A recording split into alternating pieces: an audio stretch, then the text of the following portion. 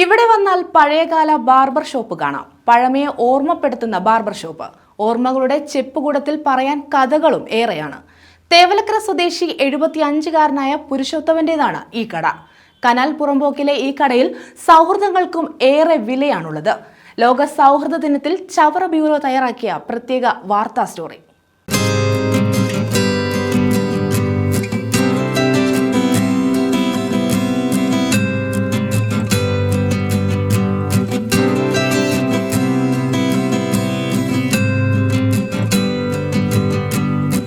ഓർമ്മകൾക്ക് നിറങ്ങൾ കൂടുതലാണ്. പഴയകാല ഓർമ്മകൾ നമ്മളെ കൂട്ടിക്കൊണ്ടുപോവുക ജീവിതത്തിൻ്റെ മനോഹരമായ ദിനങ്ങളിലേക്കാവും. ഇത്തരത്തിൽ ഒരു പഴയകാല ഓർമ്മയാണ് തേവലക്കരയിൽ നമ്മൾ കാണുന്നത്. തേവലക്കര കോട്ടയ്ക്കൽ പരപ്പാടിയിൽ 75-കാരനായ പുരുഷോത്തമനാണ് തൻ്റെ പഴയകാല ഓർമ്മകളുമായി ജീവിതം മുന്നോട്ട് നീക്കുന്നത്.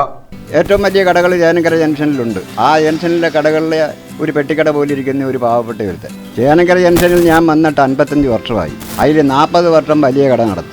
എൻ്റെ ജ്യേഷ്ഠനിൽ നിന്നാണ് ഈ തൊഴിൽ പഠിച്ചത്. ഞാൻ പഠിച്ചിട്ട് 55 വർഷം. ഇപ്പം അതിൽ നിന്നാണ് എൻ്റെ ഉപജീവനമാർഗ്ഗം. അവിടെ മാറണമെന്ന് പറഞ്ഞ് മാറിക്കഴിഞ്ഞപ്പോൾ ഞാനൊരു പെട്ടിക്കട പോലെ ബാർബർ ഷോപ്പ് തുടങ്ങി. അത് കനാലിൻ്റെ സ്ഥലമാണ്. തൻ്റെ ഏക ഉപജീവന മാർഗമായ ബാർബർ ഷോപ്പാണ് അദ്ദേഹത്തിൻ്റെ ഓർമ്മകൾക്ക് നിറങ്ങൾ ചാർത്തുന്നത്.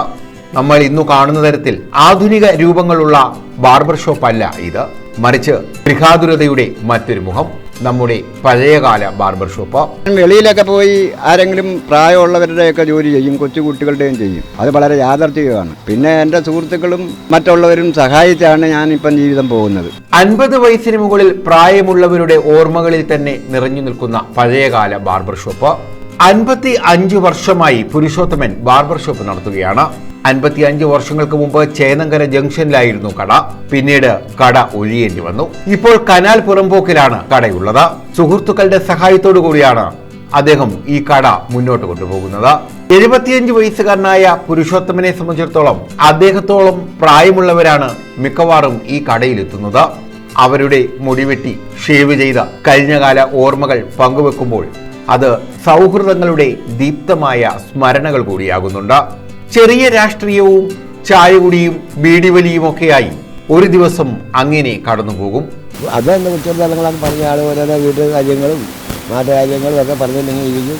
സമയം ഒരു 10-11 മണിയാകുമ്പോൾ ജീവിക്കാൻ പോകും. ചിലപ്പോൾ അങ്ങനെ ഇരിക്കുമ്പോൾ ഒരു ചായ ഒടിഞ്ഞ് ചെയ്യാൻ പോകും.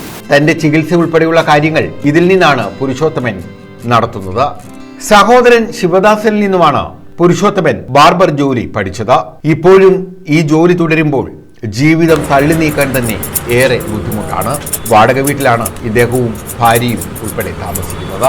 ജീവിക്കാൻ മറ്റു മാർഗങ്ങളൊന്നുമില്ല. വാടകയ്ക്കാണ് താമസം. പിന്നെ എൻ്റെ സുഹൃത്തുക്കളും മറ്റുള്ളവരുടെയും അടുപ്പവും ബന്ധവും കൊണ്ട് ജീവിച്ചു പോകുന്നു. പിന്നെ ഞാൻ അസുഖക്കാരനാണ്. എനിക്ക് ഹാർട്ടിന് തകരാറുണ്ട്, ലിവറിന് തകരാറുണ്ട്, കിഡ്നിക്ക് തകരാറുണ്ട്. എൻ്റെ മെയിനായ അസുഖങ്ങൾ ഇതൊക്കെയാണ്.